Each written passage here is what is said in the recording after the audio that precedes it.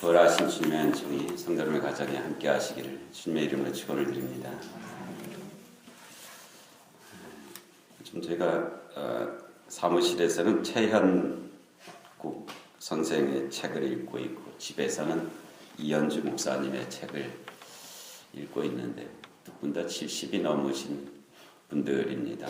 그분들의 그 자전적 이야기를 솔직하게 기록한 책인데 뭐 그런 말이 있지 않습니까? 노인은 많지만 어른은 없다.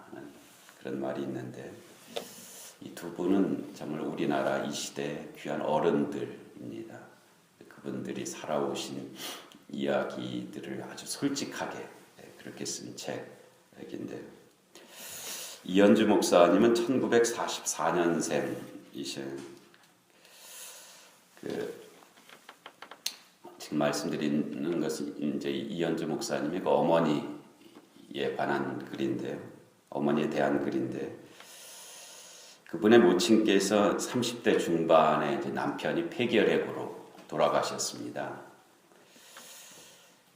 몇 년 후에는 그 이 목사님의 형님이자 이제 장남인 큰 아들이 전기 감전 사고로 죽고 말았습니다.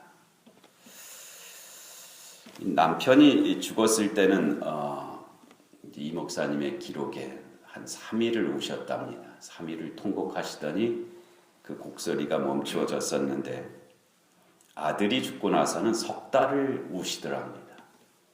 근데 뭐 나중에는 이제 눈물이 말라갖고 마른 곡을 이렇게 하시면서도 그 곡소리가 끊어지지를 뭐 울고 싶어서 우는 것이 아니라 그냥 그 곡소리가 입에서 떠나지를 않는 그런 상태인 거죠. 교회 분들이 뭐 매일 오셔서 이제 위로하고 이제 권면하고 뭐 이렇게 하셨지만은 소용이 없었는데 어느 날 이제 이 목사님의 어머님이 윤 씨이신데요. 이제 그 감리교를 다니셨던 분들입니다. 그래서 감리교는 구역장을 속장이라고 부릅니다.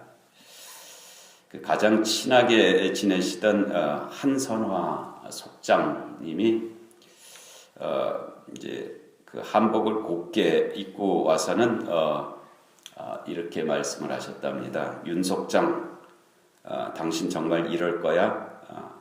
당신이 내 앞에서 이럴 수가 있어? 라고 그 한마디만 남겨놓고는 뒤도 돌아보지 않고 가버리셨답니다. 그런데 놀랍게 그렇게 끊어지지 않던 그 어머니의 울음이 그 말에 뚝 끊어졌답니다. 사연인 즉 무슨 얘기냐면은 이 한선화 속장 이분은 이때가 이제 그 6.25가 지나고 몇 년 지나지 않은 때입니다. 근데 그 6.25 전쟁에서 비행기의 폭격으로 집에 있던 그분의 남편 그리고 그분의 세 아들이 한순간에 재가 되어버린 거예요. 뭐 한마디 말도 뭐 어떻게 서로 남길 수 없이 그냥 한순간에 이를 잃고 정말 그 믿음으로 그렇게 살아오고 있는 분이죠. 오직 세상에 남은 건 믿음밖에 없는 그래서 그 믿음으로 살아가고 계셨던 그런 분이었던 것이죠. 그러니까 그분의 말은 이런 나도 살고 있는데 당신에게는 아직도 한 아들과 세 딸이 있는데 내 앞에서 당신이 그렇게 계속 울 수가 있느냐 하는 그 말을 하고 간 것입니다. 그 말을 이제 그 자신의 어머니 이현주 목사님 어머니께서 받아들이신 거죠. 그렇게 되니까 이제 글이 되었을 것이었다 하는 그런 회상을 쓴 대목이었습니다.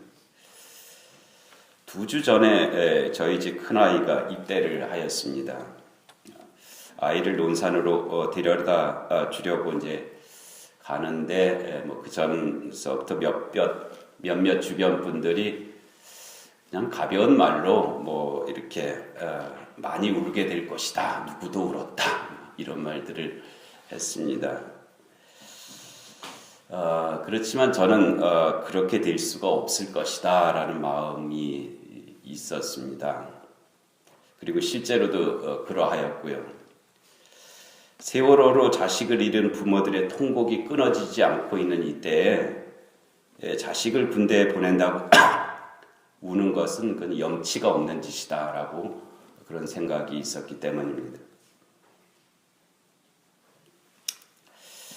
작년 4월 16일 아침이었죠. 황당한 장면이 텔레비전 화면에 속보로 나왔습니다. 이름도 이상한 배였습니다. 세월호라는 무슨 철학적인 이름 같기도 하고 하여튼 그 배가 옆으로 누워있는 모습이었습니다. 사람들이 많이 타고 있었고 그 중에는 수학여행을 가는 고등학생들이 많이 있었다 하는 그런 보도가 나왔고요. 많이 있다고 하는 보도가 나왔고 또 이상대로 전원구조라는 그런 자막이 크게 그렇게 나오기도 했습니다. 멀리서 보이는 그 화면에 비치는 배의 모습, 바다의 모습은 아주 사고라고 하는데도 급박함은 전혀 느껴지지 않는 그런 모습이었습니다. 당연히 그냥 관계기관에서 나와서 잘 어련히 구조하겠거니 다 그렇게 생각을 하고 있었죠. 그런데 그 뒤에 이어진 소식들은 이해할 수도 없고 믿을 수도 없는 참담한 내용들이 계속 전해져 오기 시작했습니다. 그 뒤로 이제 1년이 지난 것입니다. 그 무자비한 세월이 지금 지나가고 있습니다. 성경에도 배의 사고와 관련된 의미 있는 사건들이 기록이 되어 있습니다. 사도행전에는 유라굴로라고 하는 광풍에 휘말린 알렉산드리아 호에 관한 기록이 있습니다. 이 배는 가이사라, 이스라엘의 가이사라에서 로마로 가는 무역선 겸 죄수 호송선이었습니다. 가이사라도 중간 경착지고 이 배는 애굽의 곡식을 로마에 갖다가 파는 그런 배였습니다. 그런데 중간에 이 배를 죄수 호송선으로 그렇게 이제 사용을 하고 있었던 것이죠.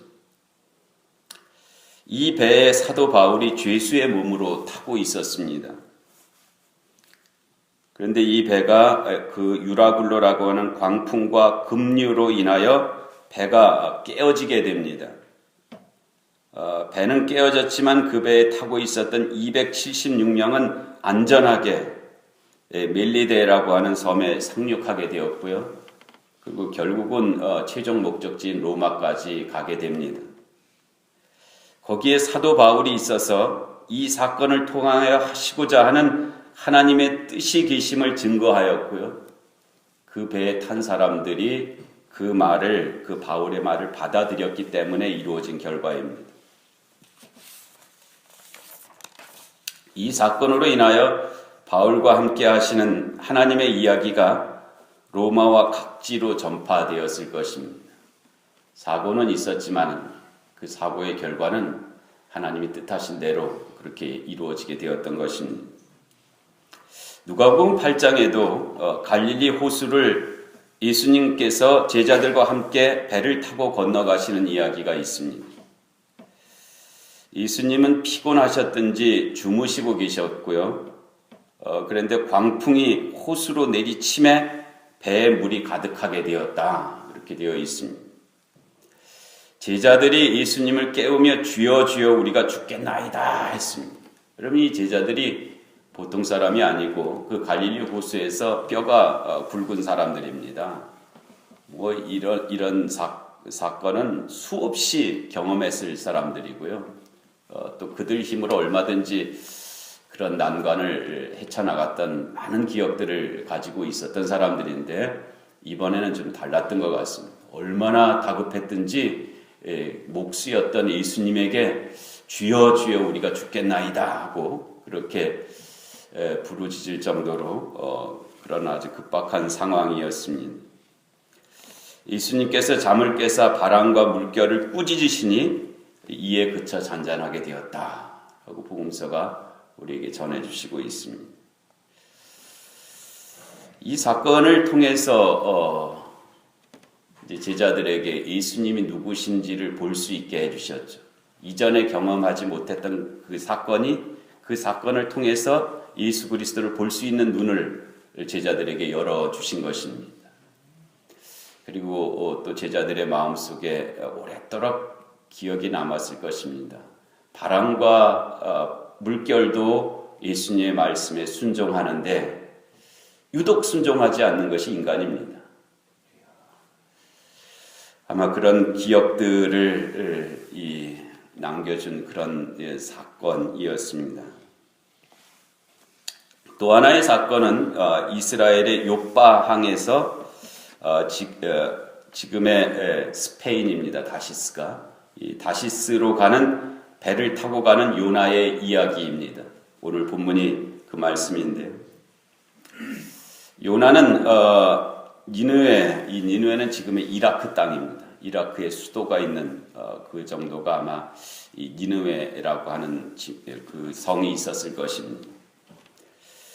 그 니느웨로 가서 하나님의 말씀을 전하라는 뜻을 거역합니다. 가기가 싫었거든요. 가고 싶은 곳이 아니었습니다. 그래서 그 니느웨로 가는 것과 아주 정말 180도입니다. 정반대인 다시스로 가는 배를 타고 지금 가는 중이었습니다.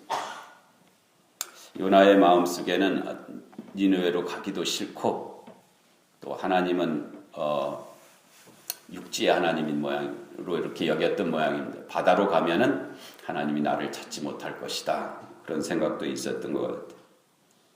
근데 얼마쯤 가다가 그 배가 큰 폭풍에 의해서 해를 받게 됩니다. 선원들은 이 재앙이 누구로 인하여 일어난 일인지를 알아보고자 하여 제비를 뽑았는데 잠자고 있었던 요나가 그 제비를 당하게 됩니다. 요나는 바다가 점점 흉흉하여 가는 것을 보면서도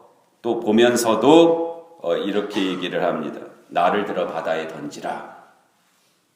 그리하면 바다가 너희를 위하여 잔잔하리니 너희가 이 큰 폭풍을 만난 것이 나 때문인 줄을 내가 아노라.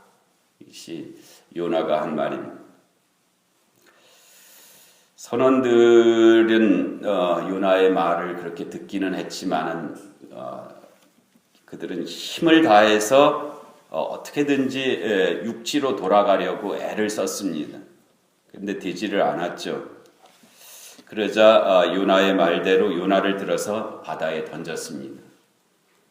바다가 곧 잔잔하였고 이로 인하여 여호와를 크게 두려워하여 제물을 드리고 서원을 하였는데 아마도 그 서원은 하나님을 경외하겠다고 하는 것에 대한 서원이었을 것입니다.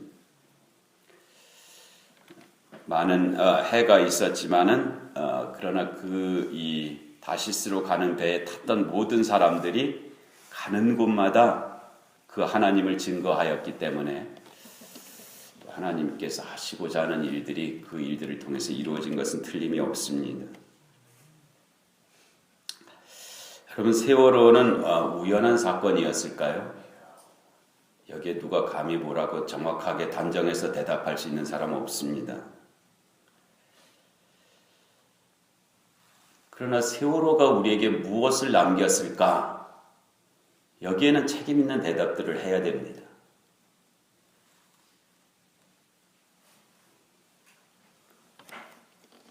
왜냐하면 304명이라고 하는 생명이 희생되었기 때문입니다.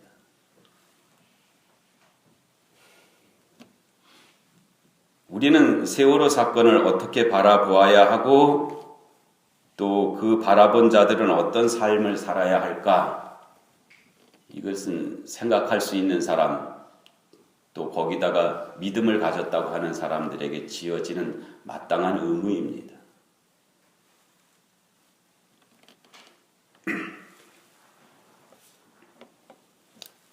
가장 먼저 떠오르는 말씀은 누가복음 13장의 말씀이었습니다. 실로암에서 망대가 무너져 치어 죽은 18사람이 예루살렘에 거한 다른 모든 사람보다 죄가 더 있는 줄 아느냐? 예수님께서 하신 말씀인데요.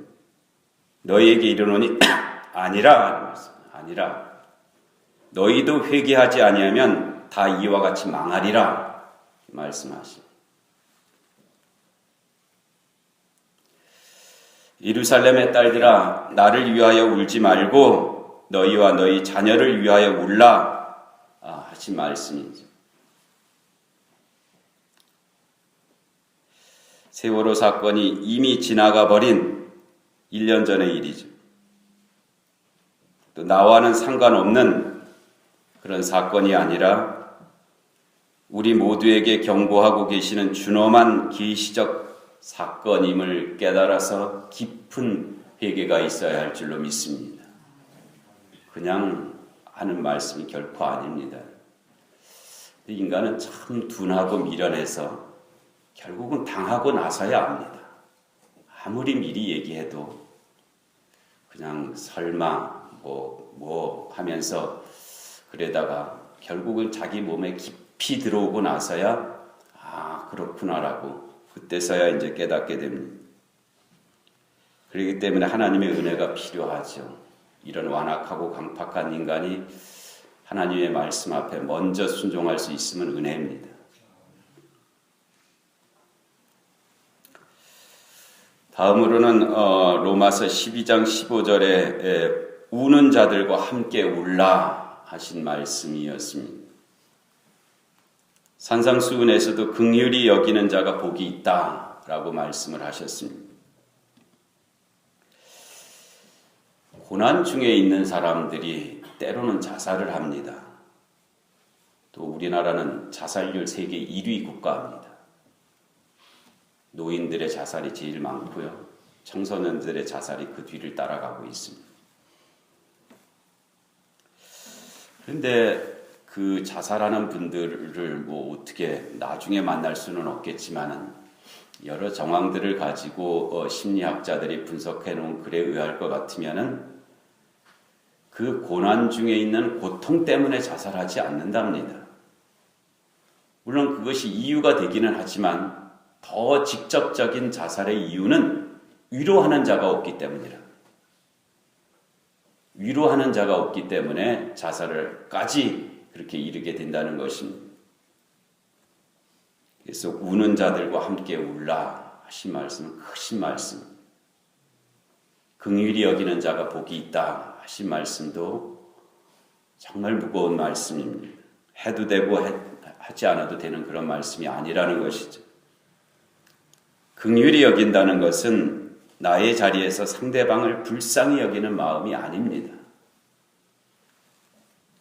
단순히 그런 것이 아니라 그의 자리에 함께 서서 함께 고통을 나누는 일이 긍휼히 여기는 일입니다.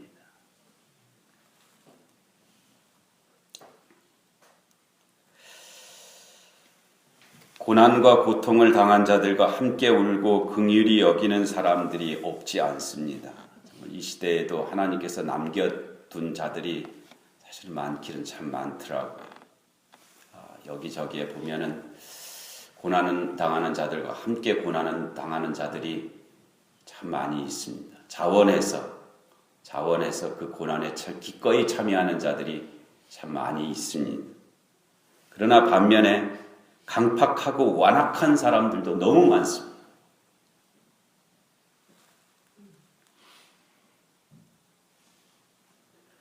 말을 해도 어떻게 그렇게 저런 말을 할 수가 있을까? 라고 여겨질 정도의 말들이 너무나 공공연하게 그렇게 회자되고 있습니다. 말세의 징조가 무정함이라고 말씀하셨습니다. 말세가 되면 사람들이 무정해질 것이다. 상대방의 슬픔에 대해서 눈물 흘리는 자가 점점 없어질 것이라는 뜻입니다. 그런데 두려울 정도로 좀비처럼 무정한 이들이 여기저기에 참 많이 있습니다. 정말 두려운 일이죠. 근데 4월 16일 며칠 전에 그 시청 앞 광장에 참 많은 사람들이 또 모였습니다. 5만 명이 넘었다고들 그러는데 대부분이 젊은이들이었습니다. 정말 이 하루 살기가 힘들고 내일을 기약받지 못하고 정말 쫓기고 쫓겨서 사는 그 젊은이들이 그렇게 많이 거기에 모여 있었습니다. 교회에서는 젊은이들이 다 어디를 갔나 아무리 찾아봐도 찾을 수가 없는데 거기에 가봤더니 대부분의 젊은이들이 거기에 모여서 그렇게 함께 하고 있었습니다. 저는 마치 바알에게 무릎 꿇지 않은 7천인을 보는 듯하였습니다.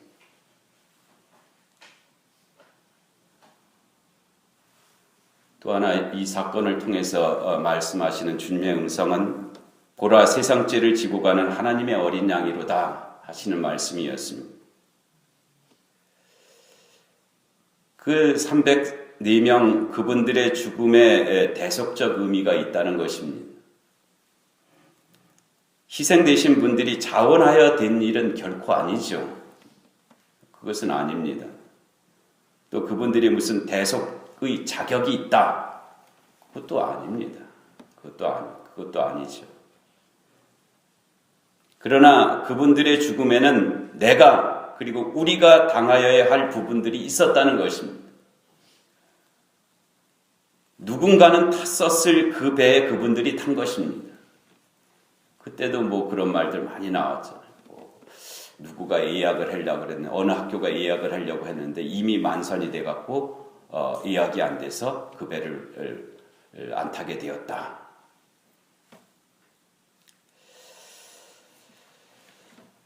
그분들이 그 배에 탐으로써 다른 이들이 그 배에 타지 않게 된 것입니다. 그것은 사실입니다. 그러기에 적어도 우리들은 그분들의 희생이 헛되이 되지 않도록 하여야 되겠다는 것입니다. 정말 놀랍게도 왜 그런 사고가 났는지, 왜 그렇게 구조를 못했는지 현재까지 아는 바가 없습니다. 그래서 그 사고의 원인과 그 구조 못함에 대해서는 뭐라고 할 말이 없습니다. 그렇지만은 다시는 적어도 나로 인하여는 그런 사고가 재현되지 않도록 하겠다는 결단은 우리에게 있어야 할 것입니다.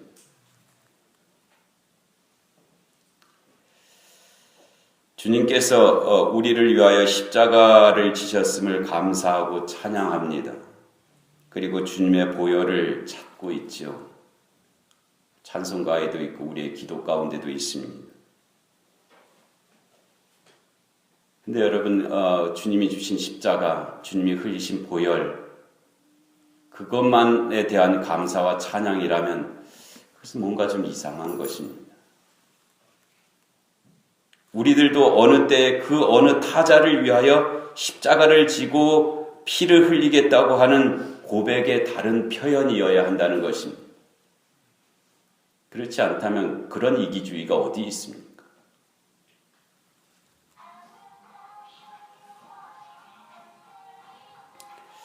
그래서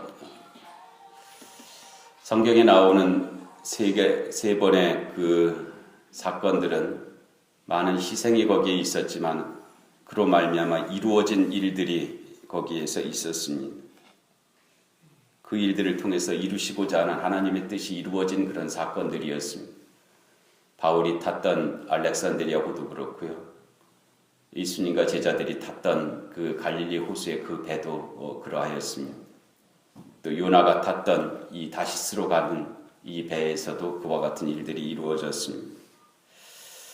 이제 정말 우리가 그 일의 그 깊은 뜻을 다 아는 것은 아니지만은 그 세월호로 인한 그 사건들을 통해서 우리에게 하시고자 하는 말씀 또 그 사건에 대해서 우리가 마땅히 해야 될 어떤 것들에 대한 것은 우리에게 지금 현재 진행형으로 이루어져 가고 있습니다.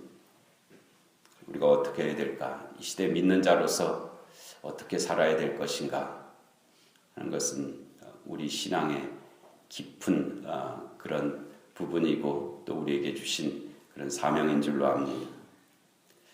주님의 긍휼과 은총이 함께 하시기를 기원하는 바입니다.